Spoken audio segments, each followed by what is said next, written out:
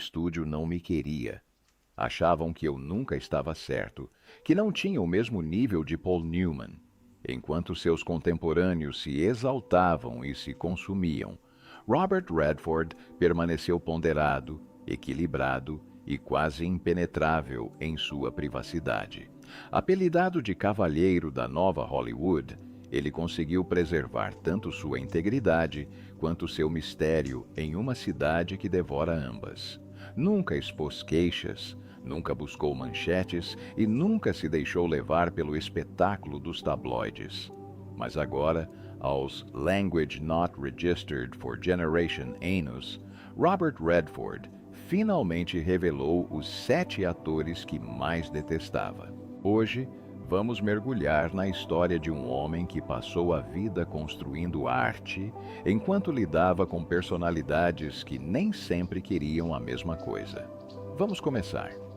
Gene Hackman, o brigão em uma loja de violinos. Em Language Not Registered for Generation, Downhill Racer reuniu 2 estrelas em ascensão do cinema americano, Robert Redford e Gene Hackman. Redford, já reconhecido por sua presença marcante em cena e ambição artística, interpretou David Chapelette, um esquiador extremamente competitivo em busca da glória olímpica. Hackman, que havia despontado recentemente em Bonnie e Clyde, de Language Not Registered for Generation, apareceu em um papel coadjuvante como treinador de Redford. Em teoria, era uma parceria promissora. Mas, nos bastidores, a colaboração se provaria efêmera e profundamente tensa. Redford, que também produziu Downhill Racer, passou anos defendendo o filme.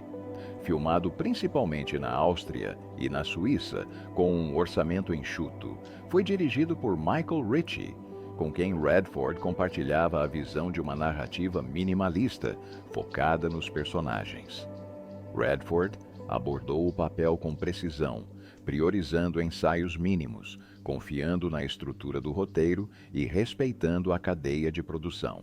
Hackman, por outro lado, era conhecido por sua energia explosiva e por um relacionamento frequentemente conflituoso com diretores, membros da equipe e colegas de elenco.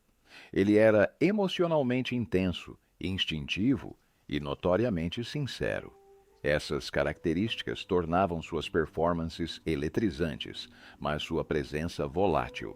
O contraste cultural e comportamental entre os 2 atores tornou-se evidente quase imediatamente.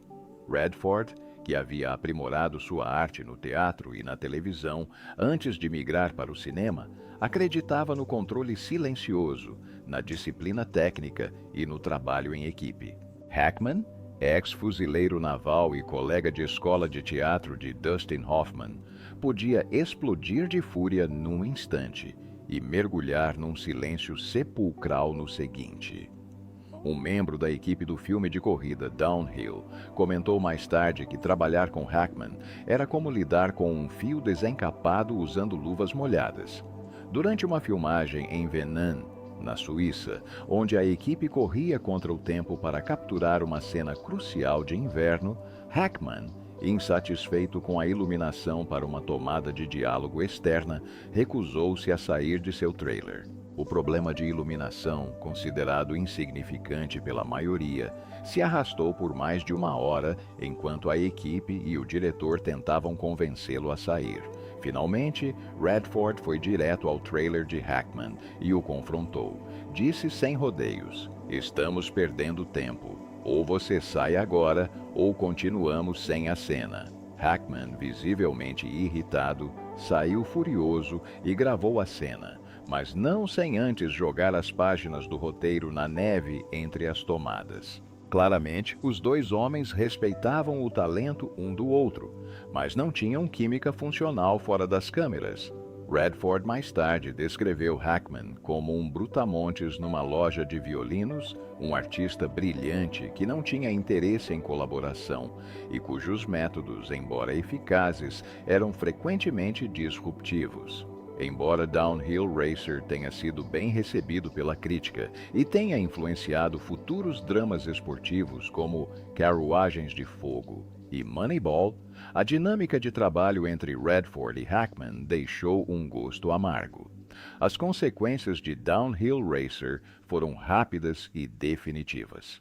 Os dois atores nunca mais colaboraram em nenhuma função, seja em filmes, na televisão ou mesmo em eventos da indústria. De acordo com notas de produção de projetos posteriores de Redford, como O Candidato e Todos os Homens do Presidente, o nome de Hackman ocasionalmente surgia durante as primeiras conversas sobre o elenco, mas Redford o vetou todas as vezes. Quando questionado anos depois, em uma entrevista ao New York Times, se consideraria trabalhar com Hackman novamente, Redford hesitou e disse: "Gene é um gênio na tela, sem dúvida, mas eu nunca submeteria uma equipe a isso novamente." A carreira de Hackman, é claro, floresceu de forma independente. Ele ganhou 2 Oscars, o de melhor ator por Operação França e o de melhor ator coadjuvante por Os Imperdoáveis, e estrelou mais de Language Not Registered for Generation films antes de se aposentar da atuação em Language Not Registered for Generation. Redford, por sua vez, construiu seu legado não apenas como ator e diretor, mas também como fundador do Festival de Cinema de Sundance, onde defendeu novas vozes e a narrativa colaborativa. Embora nunca tenha havido uma rixa pública entre os dois, pessoas próximas a ambos descreveram o relacionamento entre eles como inexistente. Eles nunca falaram um do outro em premiações, nunca dividiram o palco em retrospectivas ou festivais e nunca deram entrevistas juntos. Ao que tudo indica, tratava-se de um distanciamento deliberado, alimentado não por hostilidade, mas por uma profunda incompatibilidade criativa. Hackman teria dito certa vez a um biógrafo que Redford gostava de tudo muito certinho. Já Redford disse a um colaborador da Vanity Fair que Hackman nunca encontrou uma regra que não tentasse quebrar. Mas essa não foi de forma alguma uma história isolada. Há muito mais por vir. James Woods, nunca mais. Embora nunca tenham compartilhado a tela ou colaborado em um filme completo, a tensão entre Robert Redford e James Woods é uma das desavenças mais discretamente notórias da história do elenco em Hollywood. Apesar do talento formidável de Woods, Redford tomou a decisão, em particular, de manter o ator o mais longe possível de seus projetos criativos. Em Language Not Registered for Generation, durante as primeiras sessões de seleção de elenco para o filme Language Not Registered for Generation Days of the Condor, Redford, que já havia adquirido considerável controle criativo nessa altura da sua carreira, estava diretamente envolvido nas decisões de elenco para os seus filmes, especialmente aqueles que produzia através da sua produtora Wildwood Enterprises. Woods, então, um talento em ascensão conhecido pelo seu trabalho no teatro e por pequenas participações na televisão, foi chamado para uma audição para o papel de um analista da CIA, ao lado do personagem principal de Redford, Joseph Turner. A leitura era esperada para ser breve e técnica, mas rapidamente desviou-se do roteiro. De acordo com 2 membros da equipe de produção que mais tarde relataram a sessão em uma história oral de Language Not Registered for Generation sobre Condor, Woods aproveitou a oportunidade para questionar a política subjacente ao filme. O filme, adaptado do romance 6 Dias do Condor, de James Grady, abordava temas como vigilância, operações secretas e intervencionismo americano. Durante a audição, Woods começou a argumentar não sobre a cena em si, mas sobre as implicações mais amplas da política dos EUA no Vietnã. Ele iniciou uma crítica veemente ao que considerava a hipocrisia de Hollywood e o liberalismo ingênuo do roteiro. Redford, um opositor ferrenho da Guerra do Vietnã e crítico declarado da política externa americana durante a década de Language Not Registered for Generation, inicialmente tentou redirecionar a conversa para o material da audição, mas Woods insistiu. Em poucos minutos, Redford saiu da sala, supostamente murmurando: "Não é isso que viemos debater."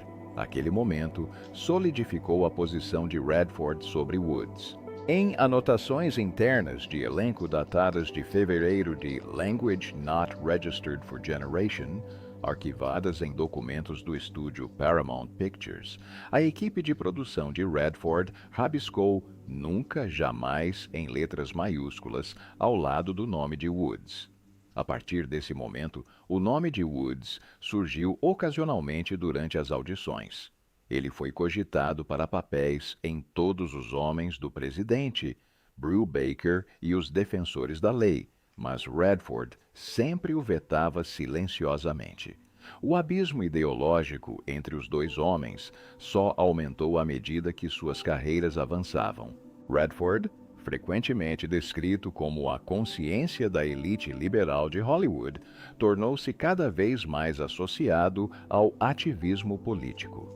Ele apoiou iniciativas ambientais, produziu documentários sobre injustiças nos Estados Unidos e até considerou candidatar-se ao Senado no início da década de Language Not Registered for Generation.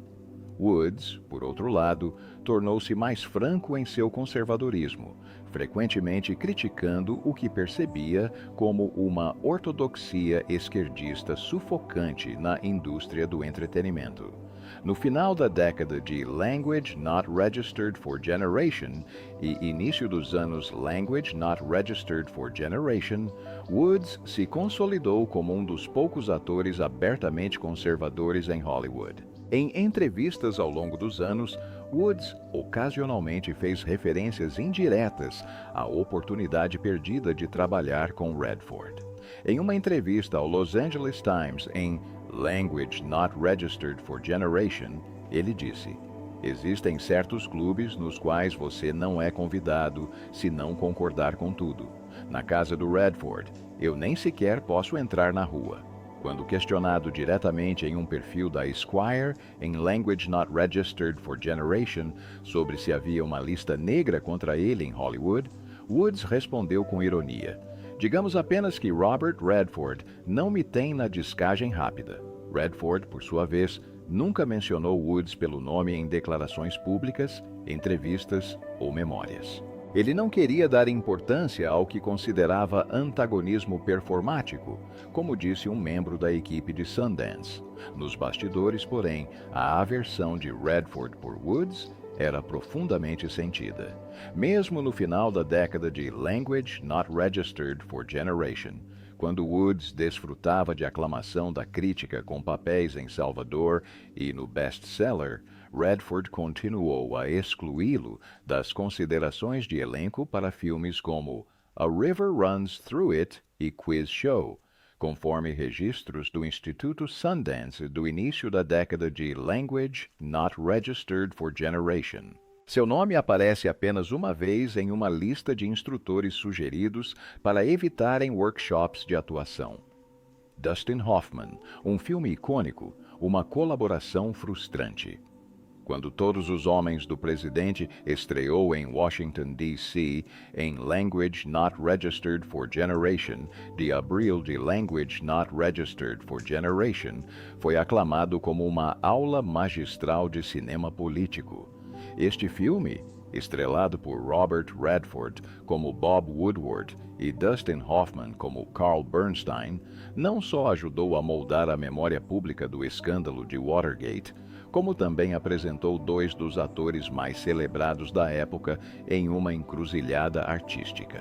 Por trás da versão final impecável, havia uma tensão criativa entre a visão disciplinada de Redford e a ousadia improvisacional de Hoffman. Redford acreditava na preparação meticulosa. Ele impulsionou a autenticidade do filme, colaborando de perto com o diretor Alan J. Pula e o roteirista William Goldman, pesquisando minuciosamente o funcionamento interno do Washington Post, chegando a arquitetar o cenário da redação em Burbank, com réplicas das mesas de atendimento, que custaram dólares americanos cada, e lixeiras reais adquiridas diretamente do jornal.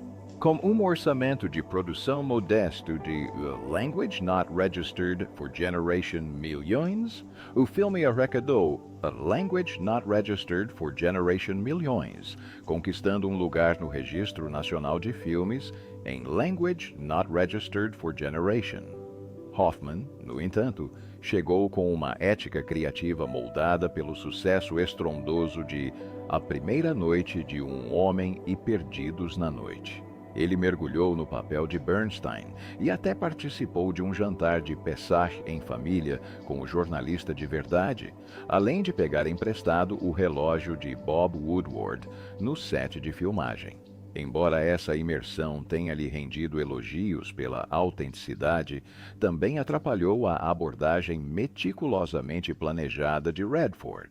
O exemplo mais claro do atrito criativo entre os dois surgiu durante uma importante sequência de telefonema na redação. Hoffman reformulava repetidamente sua atuação durante as filmagens, variando a cada tomada o tom, o ritmo e até mesmo inserindo diálogos improvisados. Isso forçou Redford, que interpretava um Woodward movido por reações impulsivas, a recalibrar constantemente sua própria performance. Após 7 tomadas desse tipo, Redford perdeu a paciência, lutando para manter o ritmo. Redford estava furioso, enquanto Hoffman se distanciava cada vez mais da estrutura que haviam estabelecido. Como Pakula refletiu mais tarde, seus estilos, o metódico de Redford e o improvisacional de Hoffman, representavam um atrito que frequentemente resultava em longos atrasos. Apesar da tensão, havia respeito profissional mútuo. Hoffman creditou a Redford a direção do filme, dizendo que sua decisão de remover histórias pessoais em favor do foco narrativo fez toda a diferença. Redford, por sua vez, admirava a dedicação de Hoffman, chegando a chamá-lo de realista, inteligente e sensível. Depois de Todos os Homens do Presidente, a dupla nunca mais colaborou. Redford recusou painéis de reunião retrospectivos e evitou projetos que exigissem uma promoção conjunta prolongada. Embora não houvesse animosidade pública, o acordo tácito era claro. Seus temperamentos simplesmente não se alinharam. Redford, receoso de desvios criativos imprevisíveis, ignorou qualquer oportunidade de parceria futura, contentando-se em deixar o filme falar por si só. Tom Cruise, colisão sobre colaboração. O drama político de Language Not Registered for Generations, Leões e Cordeiros, representa um raro momento em que Robert Redford, já consagrado como ator e diretor perspicaz, e Tom Cruise, uma das estrelas mais eletrizantes de Hollywood, tentaram colaborar e fracassaram de forma espetacular. Dirigido por Redford e coestrelado por Cruise, Meryl Streep, Michael Peña e Andrew Garfield, o filme foi rodado em um cronograma apertado de 8 meses. Com um orçamento de produção de dólares americanos, Language Not Registered for Generation milhões, Leões e Cordeiros buscava abordar a política externa dos EUA, mas seu desempenho nas bilheterias, arrecadando apenas dólares americanos, Language Not Registered for Generation milhões em todo o mundo, provou ser decepcionante. Nos bastidores, o verdadeiro drama surgiu de um conflito criativo que acabaria por romper permanentemente qualquer parceria potencial entre Redford e Cruise. Redford abordou o projeto inicialmente com uma missão artística clara: criar uma crítica contemplativa e minimalista ao fracasso institucional. Como ele disse ao Rotten Tomatoes, acreditava que o filme deveria se concentrar nos personagens e em seus esforços para fazer a coisa certa, e não em sensacionalizar vilões geopolíticos. As filmagens começaram em Language Not Registered for Generation de janeiro, de Language Not Registered for Generation, em locações que incluíam um planalto afegão reconstruído perto de Sime Valley, na Califórnia, com um design de produção que emulava cadeias de montanhas remotas. Redford priorizou cenas intimistas e controladas em vez de espetáculos grandiosos, um contraste com a presença marcante de Cruise. Cruise, por sua vez, abordou seu papel como o senador Jasper Irving com uma mentalidade diferente. Tendo construído sua reputação em papéis em franquias de grande sucesso e performances intensamente estilizadas, ele encarou Leões e Cordeiros como uma oportunidade de consolidar sua marca. Em entrevistas, Cruise descreveu Derek Irving como alguém em quem ele precisava mergulhar, aprofundando-se no governo moderno, no pensamento conservador e nos assuntos internacionais da atualidade. Ele chegou a levar sua própria equipe de relações públicas e imagem para o set, insistindo que sua apresentação física, incluindo figurino, postura e até mesmo silhueta, estivesse alinhada com sua imagem pública impecável. Sua dedicação à imagem era condizente com seu status na época. Cruise estava se recuperando de uma crise de imagem pública e tinha plena consciência da importância de manter uma presença marcante em frente às câmeras. Essas prioridades criativas conflitantes resultaram em frequentes interrupções durante as filmagens. Membros da equipe lembram-se de equipes de figurino alterando as configurações de iluminação no meio das filmagens para favorecer a equipe de produção. Diversas revisões do roteiro foram feitas para realçar o carisma de Irving, mudando o foco da profundidade narrativa para diálogos mais impactantes. A paciência de Redford se esgotou à medida que ele assistia às cenas se reorientarem da crítica institucional para a redenção pessoal. Na terceira semana de filmagens, ele confrontou a direção diretamente. Um assistente se lembrou dele se inclinando para a frente durante uma tomada, sussurrando para Cruise. Estamos atuando ou estamos vendendo um anúncio de campanha? A pós-produção só aprofundou o desentendimento. A equipe de Cruise exigiu múltiplas versões de suas cenas, controlando meticulosamente o ritmo e os closes de reação para maximizar sua presença. Fontes afirmam que os executivos do estúdio acabaram ficando do lado de Cruise, anulando o controle editorial de Redford. Para Redford, essa decisão representou a quebra definitiva da confiança criativa. Ele entregou o filme finalizado, mas, desde o dia da estreia, se distanciou da produção, recusou a maioria dos eventos de imprensa, incluindo entrevistas de pré-estreia e campanhas de marketing para um projeto que considerava filosoficamente comprometido. Redford afirmou posteriormente que aquele foi um dos projetos mais frustrantes de sua carreira. O resultado do filme refletiu as falhas em sua produção. Arrecadar apenas dólares americanos, Language Not Registered for Generation Milhões, com um orçamento de dólares americanos. Language Not Registered for Generation Milhões representou um fracasso financeiro. Os críticos foram diretos.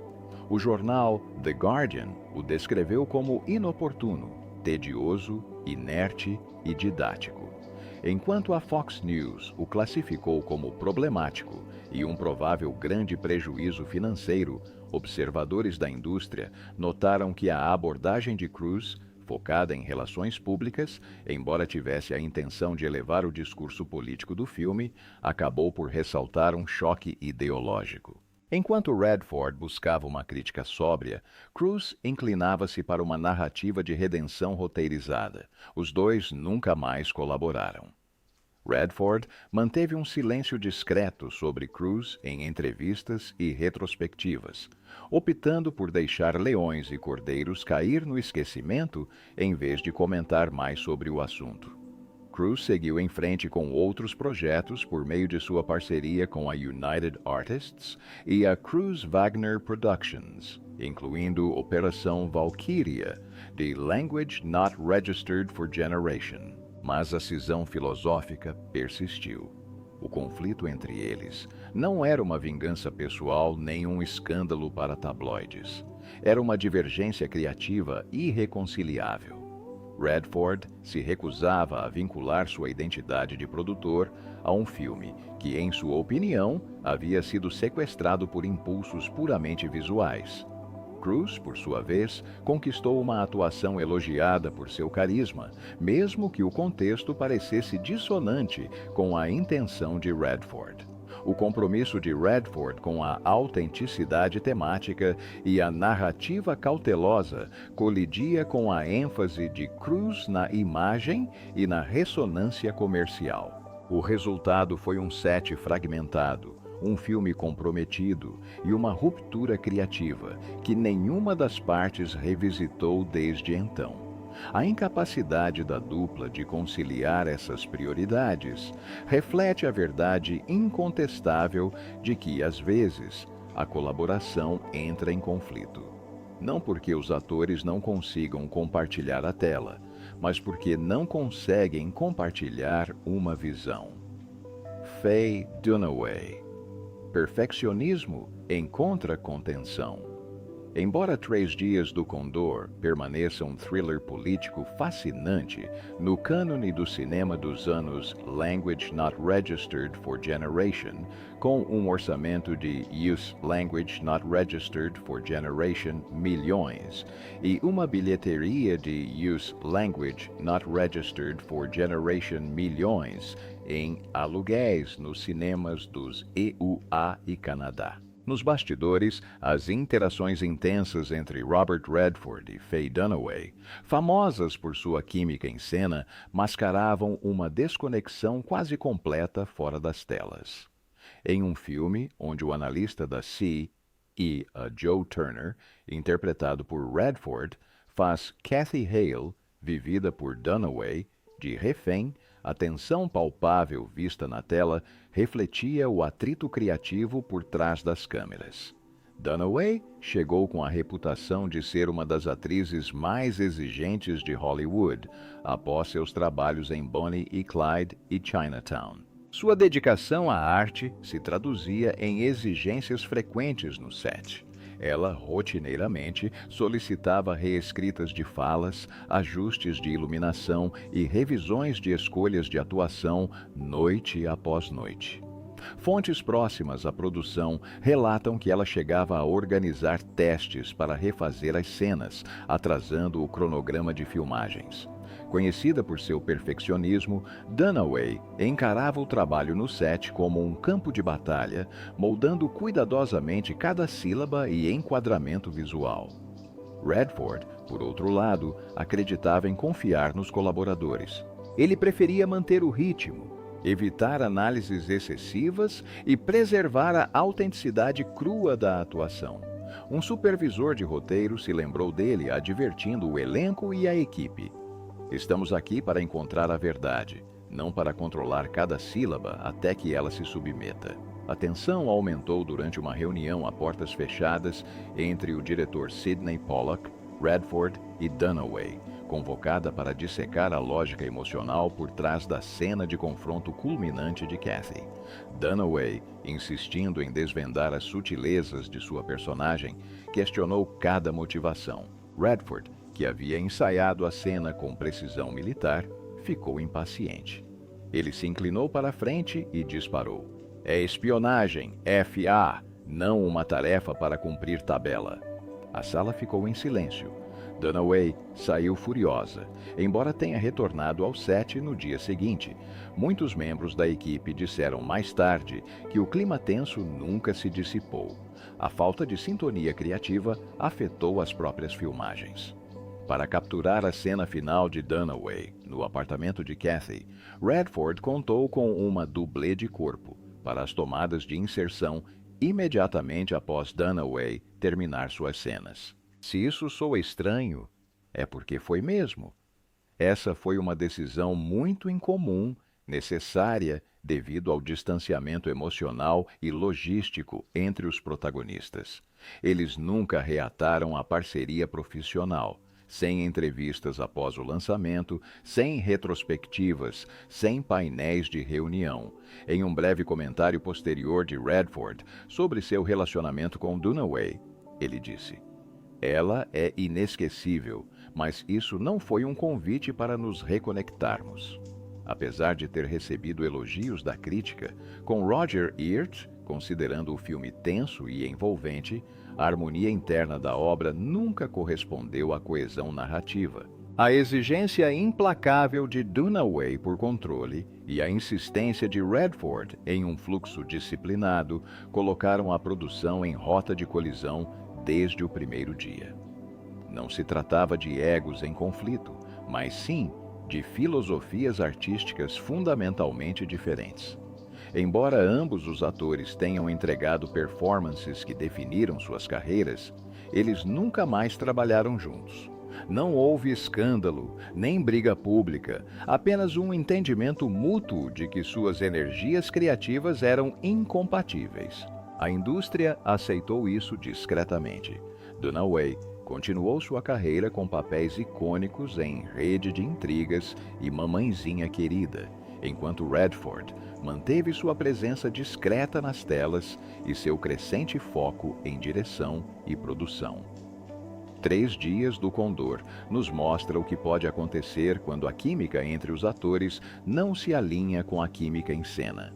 As cenas deles juntos são eletrizantes, mas fora das telas.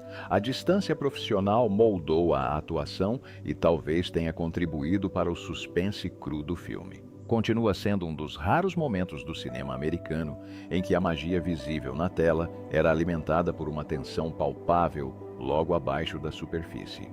Mas espere, ainda não terminamos com as brigas de Robert Redford. Robert Duvall, Caos versus Calibração.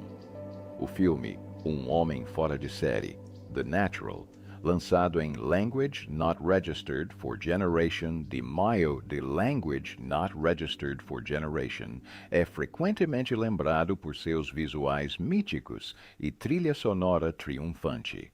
Dirigido por Barry Levinson e produzido com um orçamento de USD Language Not Registered for Generation milhões, o filme arrecadou USD Language Not Registered for Generation milhões nas bilheterias, recebeu 4 indicações ao Oscar, incluindo a de melhor atriz coadjuvante para Glenn Close, e apresentou a icônica trilha sonora de Randy Newman, no estilo de Copland. No centro de tudo estavam Robert Redford, como Roy Hobbs, e Robert Duvall, como o astuto jornalista esportivo Max Mercy. Você provavelmente já adivinhou. Os dois personagens tinham divergências criativas fora das telas. Robert Redford, retornando aos papéis principais após um hiato de 3 anos, abordou Roy Hobbs com rigor e precisão. As cenas foram planejadas meticulosamente, ensaiadas à perfeição e filmadas em grande parte no Estádio Memorial de Guerra de Buffalo, em Language Not Registered for Generation. Com todo o High Stadium servindo como cenário para o Wrigley Field, ele mergulhou no papel, garantindo que cada cena se alinhasse a um arco narrativo maior que evocava o mito e a redenção americanos. A filosofia de Redford privilegiava ritmos estruturados, marcações precisas e uma progressão quase sinfônica de cenas, com cada elemento integral ao todo. Em contraste, Robert Duvall, escalado como o jornalista cínico Max Mercy, trouxe um espírito de improvisação forjado por anos de experiência no teatro e no cinema. Com raízes no teatro de bairro e nos primeiros trabalhos para a televisão, Duvall adotou uma abordagem documental, com ensaios mínimos, presença reativa e a verdade dos personagens emergindo da espontaneidade. Como ele explicou certa vez, falar e ouvir impulsionam uma atuação autêntica. Inicialmente, Redford admirou a autenticidade crua de Duvall.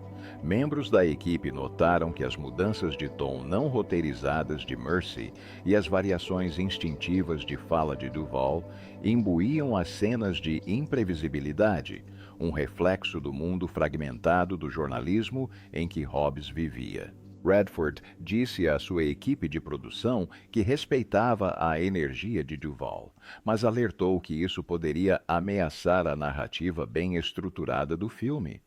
A tensão, porém, tornou-se palpável quando Duvall começou a alterar diálogos e o ritmo das filmagens. Um relato descreve como Duvall constantemente reescrevia o tom das cenas de Mercy em sua cadeira de maquiagem, mudando o ritmo e adicionando sarcasmo que destoava da trama principal do filme. Sem aviso prévio, ele se desviava do roteiro, mergulhava no silêncio ou pontuava as falas com improvisos. Redford, como um maestro vendo o slide de Key, viu sua própria atuação cuidadosamente construída se desestabilizar, por vezes completamente desestabilizada. A tensão atingiu seu ápice durante uma cena crucial de confronto, roteirizada para refletir o ajuste de contas interno de Hobbs. Enquanto as câmeras filmavam, Duvall se recusou a seguir os ritmos emocionais planejados por Redford e Levinson. Ele fez comentários sarcásticos no meio da tomada, minando o tom sombrio que Redford havia concebido. Redford, quebrando o personagem, interrompeu a cena e o confrontou. "Este filme não é seu", respondeu Duvall, com uma calma gélida. "Não é de ninguém até que se torne realidade." Registros de produção e membros da equipe confirmaram que essa discussão durou quase Language Not Registered for Generation minutos. Embora a cena tenha sido retomada e o filme concluído dentro do prazo, a desavença pessoal persistiu. Os comentários de Redford sobre Duvall após o lançamento foram ponderados. Ele reconheceu o talento de Duvall, mas enfatizou que não repetiria aquele nível de imprevisibilidade. Nenhum dos atores concordou em participar de turnês de imprensa conjuntas, retrospectivas ou painéis de reunião, uma ausência incomum para um filme tão importante. Suas carreiras continuaram em ascensão. Redford como diretor e fundador de festivais, Duvall como um astro vencedor do Oscar, mas a oportunidade para outra reunião cinematográfica se dissipou. Um Homem Fora de Série permanece como um clássico adorado, classificado entre os melhores filmes esportivos da ESPN e elogiado por seu tom poético. Mas a história por trás de sua criação revela como até mesmo colaborações consagradas podem se desfazer sob a tensão criativa. O filme The Clash nasceu da busca de dois artistas pela autenticidade, cada um à sua maneira. Redford criou uma narrativa mítica e controlada. Duvall buscou um realismo vivido. O confronto entre eles naquele campo de búfalos tornou-se parte do legado do filme. Uma prova de que a magia cinematográfica é frequentemente moldada por colisões criativas e contrastes não resolvidos. Paul Newman, carisma e o lento declínio. Em setembro de Language Not Registered for Generation, em um estúdio de ensaio na cidade de Nova York, Robert Redford, então um relativo desconhecido, conheceu Paul Newman, um astro com vários sucessos em sua carreira, fruto do trabalho de George Roy Hill em Butch Cassidy e Sundance Kid. Lançado em Language Not Registered for Generation, o filme arrecadou aproximadamente USD Language Not Registered for Generation milhões nos Estados Unidos e outros USD Language Not Registered for Generation milhões internacionalmente até a primavera de Language Not Registered for Generation, tornando-se um dos maiores sucessos de bilheteria do ano. Em cena, a química entre os dois era inegável. Newman como o charme natural de Cassidy, Redford como o humor reservado de Sundance. Os críticos atribuíram esse contraste como um elemento-chave do sucesso do filme, juntamente com o roteiro vencedor do Oscar de William Goldman e a icônica canção Raindrops Keep Falling on My Head, de Burt Bacharach, consolidando seu status de clássico. O apoio de Newman foi fundamental. Ele insistiu para que o estúdio escalasse Redford, concordando apenas depois que Redford garantiu o papel. Newman reconheceu uma sinergia que ia além do roteiro. Nós nos complementamos muito bem, comentou anos depois no programa Talking Pictures da BBC, chamando Redford de uma folha em branco, cuja presença, combinada com a energia de Newman, forjou uma dinâmica fascinante. A química entre eles, parte mentoria e parte rivalidade amigável, era autêntica e eletrizante. Eles se reencontraram em Language Not Registered for Generation para Golpe de Mestre, The Sting, um filme de golpes ambientado na época da Grande Depressão, dirigido novamente por Hill. Com um orçamento de Was Language Not Registered for Generation milhões, o filme foi um sucesso estrondoso, arrecadando Was Language Not Registered for Generation milhões mundialmente, recebendo 7 indicações ao Oscar e vencendo nas categorias de melhor filme e melhor diretor. Redford explicou mais tarde que Newman, inicialmente escalado para o papel de Sundance, era perfeito para o lado cômico de Cassidy, permitindo que Redford brilhasse como Sundance. No entanto, por trás dos triunfos de bilheteria, uma tensão sutil se cristalizou no segundo filme. Newman, com seu prestígio de estrela e a influência de um novo produtor, começou a exercer maior controle criativo.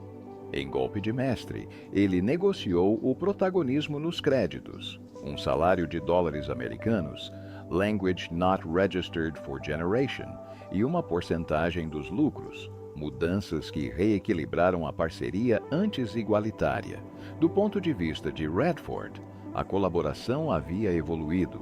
Ele deixou de ser meu colega de elenco e passou a ser meu concorrente. Redford também se envolveu profundamente nos bastidores.